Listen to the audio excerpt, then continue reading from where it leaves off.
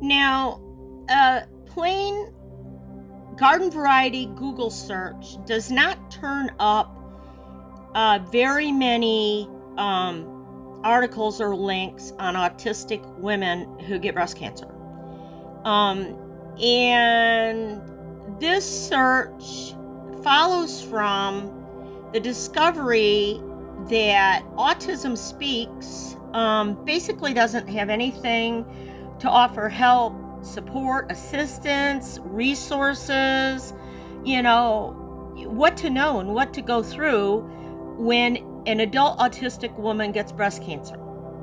So it really drives home the window dressing that so many of these autism organizations use to try to make people think that they're starting to pay attention to adults with autism, when really what they're all still really about is children with autism, and how having an autistic child is a crisis for a non-autistic parent or parents.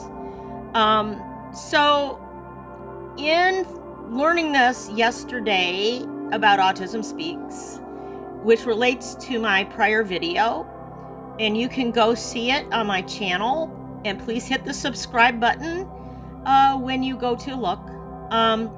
But you don't find very many links at all about any autistic women who get breast cancer. There's only just a handful.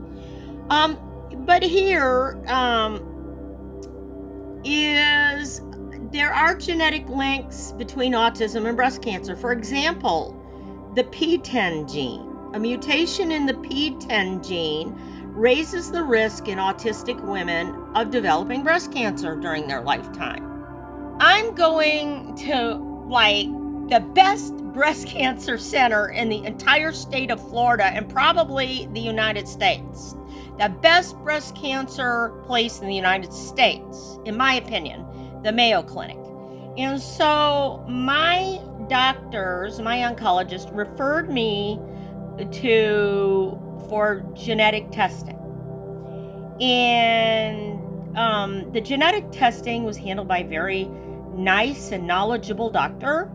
And he came back and reported that I do not have a mutation in the P10 gene, and that basically they could not find any genetic variant that would have raised my risk of getting breast cancer. And that was on a genomic screening. And so what you do find when you search for organizations that talk about autistic women getting breast cancer is you do find in the United Kingdom, because I haven't found one here. That's not to say there might not be one, but I sure haven't found it on a Google search. And they're inviting autistic adults with breast cancer to share experiences of diagnosis and treatment as part of a new research project. So all of these autism organizations have really been caught behind the 8 ball on women with autism. That sort of follows this whole male-biased autism diagnostic instruments travesty, and their failure to be able to recognize and diagnose females with autism. Now, these statistics are presumably neurotypical and autistic women pooled together, but there is a 1 in 8 chance that any woman will develop breast cancer in her lifetime. So this is no small risk. It's just really amazing that this is just overall, all these autism organizations are not talking about this. And yet women with autism, adult women with autism, are getting breast cancer, and they don't know what to do and where to turn.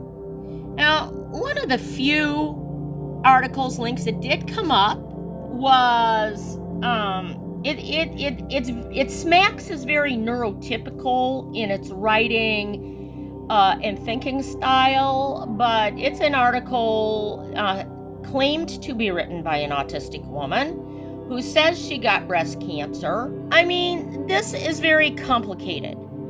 Autistic women don't know how to navigate that, and we don't know most of the terms for this. And she's talking about aesthetically flat closures, about breast reconstruction, about trying to appear typical to foob or not foob, okay?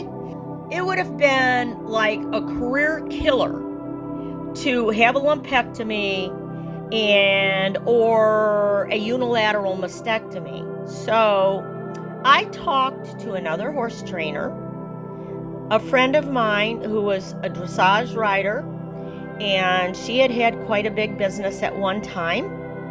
And she told me the biggest mistake she made was not having both breasts taken off right at the get-go. And so I asked, I didn't know anything about an aesthetically flat enclosure, but I asked to have a double mastectomy. Like here, this one article is going on about breast reconstruction to maintain womanliness and all this stuff. We don't think like that, like the social score of what some neurotypical is going to think about us and what kind of social information we're giving off by whether we are flat or whether we reconstruct with fake breasts, or, you see, she's talking about the aesthetic flat enclosure. Then she's talking about taking the mask off. That's autistic women camouflaging, and to foob or not.